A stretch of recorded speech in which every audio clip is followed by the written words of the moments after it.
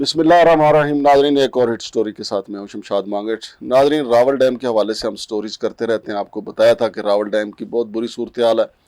Rawal dam में पिछले साल भी मछलियों को जहर दिया गया था या कोई ऐसी प्रॉब्लम हुई थी। पिछले साल भी मछलियां मर गई थी और इस साल भी लाखों की तादाद में मछलियां मर गई हैं। मेरे साथ स्टूडियो में मौजूद हैं डॉक्टर गुलाम सरवर संधू साहब।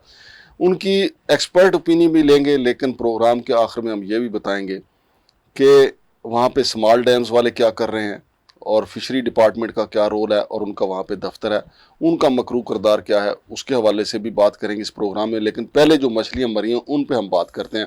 अस्सलाम वालेकुम संधू साहब।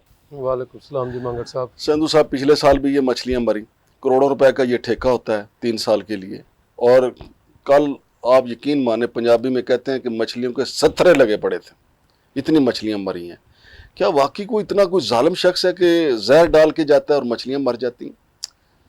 मांगट साहब, पहले बात तो यह है कि जो रावल लेक है या इस तरह के जो भी वाटर सोर्सेज है ना दुनिया में, इसके हिसाब से रेवेन्यू जनरेशन जो है ना इसके होते हैं मेंटेनेंस के लिए। बल्कि संधू साहब एक मिनट, नाजरीन, उससे पहले जो वहाँ पे 3 बंदे ऐनी शायद है, थोड़ी थोड़ी उन्होंने गुफ्तगू की है, वो जरा सुन लें। वो क्या कहते हैं जो वहाँ उस वक्त मौजूद थे, जिन्होंने ये निशानदेही की, बताया कि ये मछलियाँ जो है मर गई हैं। देखिए जी, हम रावल डैम में आए हुए हैं घूमने के लिए और यहाँ पे मछली मरी है लाखों की तादाद में। रोहू, नुरैन, सिंगाड़ा, ये सारी मछलियाँ मरी हैं। इदारों को चाहिए कि चेक करें। पिछले साल भी मछली मरी थी, लेकिन इस साल बहुत ज़्यादा मछली मरी है, तो लाखों की तादाद में मछली मरी है। तो इदारों को चाहिए कि इसके ख़िलाफ़ एक्शन ले। जहर डाला गया है या क्यों मछली मार रही है? मैं आज रावल डैम में आया हूँ। इधर मच्छी मरी हुई पड़ी हुई है, हर किस्म की मछली पड़ी हुई है और पता नहीं ये जहर डाला गया क्या हुआ है। पिछले साल भी ऐसे ही हुआ था। तो इदारे को चाहिए कि इसके ख़िलाफ़ एक्शन ले और इंतज़ामिया को भी चाहिए कि इसके ख़िलाफ़ एक्शन ले। जी सर, इस रावल डैम के अंदर बहुत बड़ी तादाद में मछली ज़ाया हुई है, मरी है। किसी ने जहरीला जहर मारा है यहाँ पे, तो उसकी वजह से हर तरह की नस्ल, रोहू हुए, नरैन हुए, चाइना हुआ, सिंगाड़ा हुआ, सोल हुआ, बहुत बड़ी तादाद में मछली ज़ाया हुई है। किसी ने जहर लगाया है यहाँ पे, उसकी वजह से। जी संधू साहब, एक तो मैं बता रहा था कि मतलब वर्ल्ड वाइड एक प्रैक्टिस है कि जो भी इस तरह के वाटर सोर्सेज होते हैं उनसे पहले रेवेन्यू जनरेशन का ये सबसे बड़ा सोर्स होता है। ये डैम फिशिंग जो है, अच्छा ही फिशिंग जो है, इस तरह इधर भी स्मॉल डैम्स और बल्कि इधर फिशरीज डिपार्टमेंट पंजाब का बकायदा ऑफिस है। नहीं, वो आईसीटी के अंडर है ना, वो आईसीटी वाले उधर अपना डायरेक्टर बिठाते हैं। बिल्कुल, वो कॉन्ट्रैक्ट बताते हैं। हाँ जी। हालांकि ये जो लेक है ना, हाँ जी, it is owned by small dams Punjab. हाँ जी। It's not owned by. मछलियां इस्लामाबाद की हैं, पानी पिंडी का है, स्मॉल डैम वाले जनाब अली, बाकी इधर कब्जा कुब्जा स्मॉल डैम वालों का है। अच्छा, अब आ गया कि मछलियां मरी।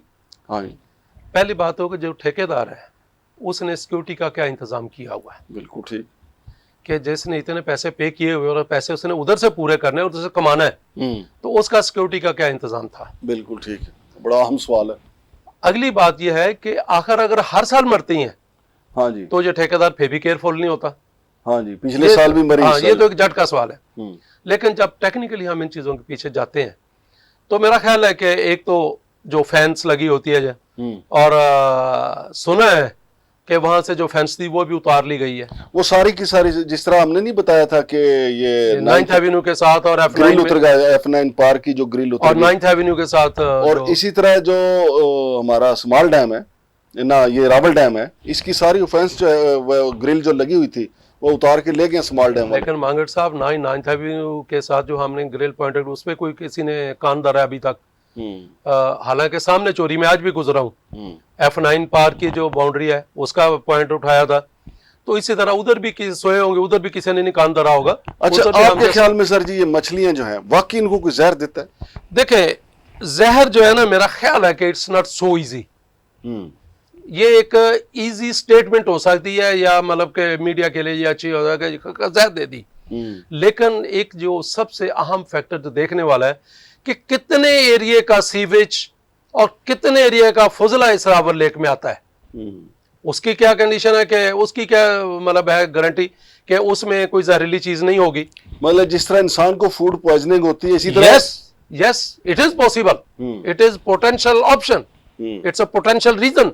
सही है कि ये भी हो सकता है।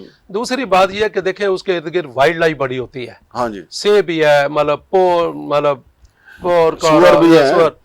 अगर इनमें से मार्के को बीच में गिर जाए तो अगर मछलियां उसको खाएंगी तो उसका भी एहतमाल है, वो भी जहरीला होगा। वो भी जहरीला होगा। क्योंकि उसकी fresh तो खुराक गोश्त ही आपको पता क्या है। हाँ जी।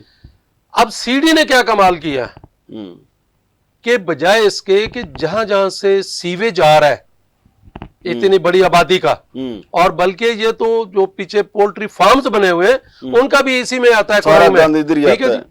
बजाय इसके कि लोकल लेवल पे सीवेज को ट्रीट किया जाए या इसका कोई सिस्टम बनाया जाए, उन्होंने एक आराम से कोई करोड़ों रुपए का एक प्रोजेक्ट बनाया कि रावल लेक के नेक पे ला के आप एक सीवरेज ट्रीटमेंट प्लांट बना दें। सही। वो भी अभी तक डॉलड्रम यानी में पीछे से जो गंद आ रहा है उसमें कोई रुकावट नहीं है। जबकि मेरे भाई असल तो है कि आपको सिस्टम पीछे देना है। 70,000 एकड़ का एरिया है पीछे, जोन 4 जिसका सारा गंद इसमें। जिसका सारा गंद और मरीज का पोल्ट्री फार्म्स। अच्छा, वो भी इधर ही। यस, आप इसका जरा ओरिजिन तो देखें ना इस नाले का। सही है।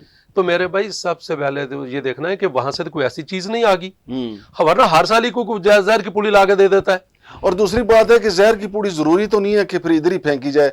जहर की पूड़ी पीछे किसी नाले में फेंका आता था जहां से पानी आता है, उधर फेंक दो। और रास्ते में इंसान भी यूज करते हैं, ये लोग नहाते भी हैं बारिश के दिनों में। हाँ जी, सही। तो मेरे भाई फिर दूसरी आपके ट्यूबवेल बहुत सारे इसके बेड में लगे हुए हैं, जो कि पानी इधर इजीली अंडरग्राउंड पानी अवेलेबल है।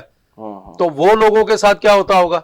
अच्छा सिंधु साहब, अगर क्योंकि जाहिर है कोई लेबॉर्ट्री रिपोर्ट नहीं आई, अगर ये जहर खोनानी से ये मछलियां मरी हैं तो यही पानी पिंडी के लोग भी इस्तेमाल करते हैं, तो वो जहर उन तक भी जाएगा।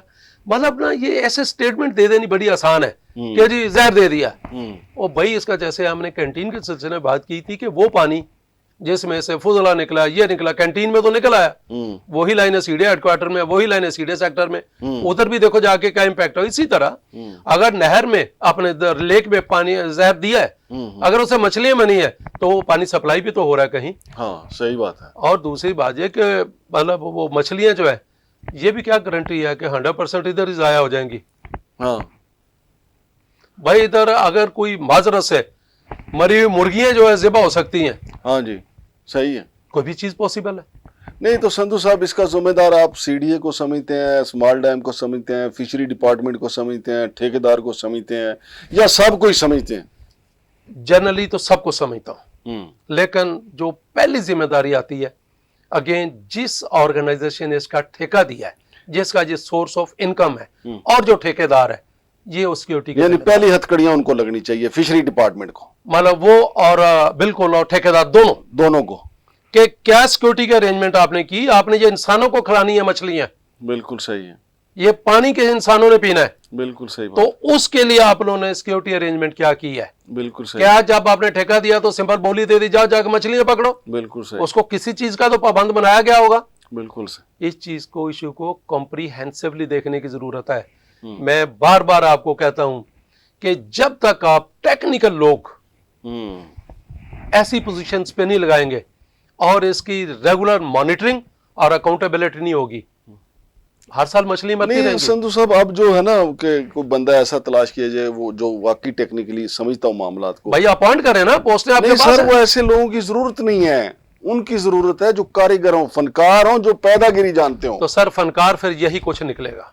बिल्कुल, सीडीओ को ले ले, हाउसिंग को ले ले, जहां भी फिशरीज को ले ले, जब तक मुतलका लोग नहीं लगेंगे। और आप तो यार, मैं आपको बताऊं थोड़ा सा कि मैं एमएससी का थीसिस कर रहा था, तो वेडिक एक इंस्टीट्यूशन है इंग्लैंड में, तो मैं लंदन में पढ़ता, मैं वहाँ पे हेनरी कॉर्ट के पास गया, मैंने कहा जी मैं थीसिस करना चाह रहा हूँ म्यूनिसिपल वेस्ट मैनेजमेंट पे। उसने कहा वो क्या होता है? मैंने कहा व्हाट? कहता no, it's very vague term, you decide you want to go for waste collection, waste transportation, waste disposal, landfill, composting, energy generation, तो दुनिया कहां से, मैं 94-5 की बात कर रहा हूं। सही। हम आज भी कहते हैं कि जिसने BA कर लिया उसको लगा दो, वो हर मसले का हल है। आपको बताया नहीं था मैंने कि मारगला की पहाड़ियों की निगरानी पे डंगर डॉक्टर को लगाया हुआ है कि आग ना लगे। तो सर मैंने बताया जो इसका डायरेक्टर है वहां पे जो था उसके एजुकेशन मुतलका नहीं है। बस फिर अल्लाह ही हाफिज है। अल्लाह ही हाफिज, लेकिन इस चीज को सीरियस लेने की जरूरत है। आप बिलियंस खर्चते रहे, आप नताइज नहीं ले सकते।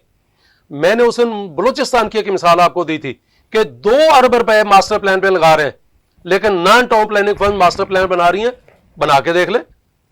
बहुत शुक्रिया जनाब संधू साहब। तो नाजरीन, अगर पिछले साल किसी जुम्मेदार को पकड़ लिया जाता जिसने ये जो मछलियों की मौत का जुम्मेदार था, तो इस साल ये सानिया ना होता, क्योंकि पिछले साल इसको इसी तरह जाने दिया गया। इस साल शायद मौजूदा चेयरमैन साहब जो चीफ कमिश्नर भी हैं, शायद वो कोई कोशिश करें, क्योंकि उनसे उम्मीद रखनी चाहिए कि वो कोशिश करेंगे कि जुम्मेदार को पकड़ा जाए, और पकड़ा भी जाना चाहिए। बेजुबान अल्लाह की मखलूक है, ये भी किसी की हाँ लग गई तो वो हाँ तो पूरी बस्ती पे पड़ेगी। यहाँ तो 2 बस्तियाँ जुड़ी हुई हैं, रावलपिंडी इस्लामाबाद। तो नाज़रीन, बहुत बड़ा ये सानिया है कि मछलियाँ का मर जाना।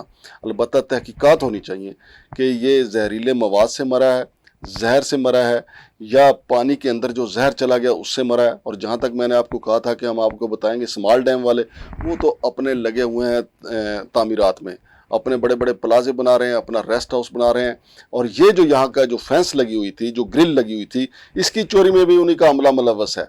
यहाँ से ग्रिल उतार के मरी जो उन्होंने रेस्ट हाउस बनाया वहाँ पे लगा ली गई, कुछ उन्होंने अपने घरों के गिर्द लगा ली।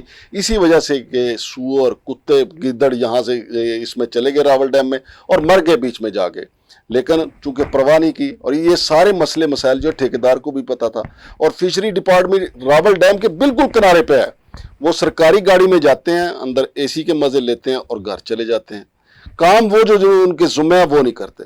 शमशाद मांगट और डॉक्टर गुलाम सरवर संधू को इजाज़त दीजिए। अल्लाह हाफिज़।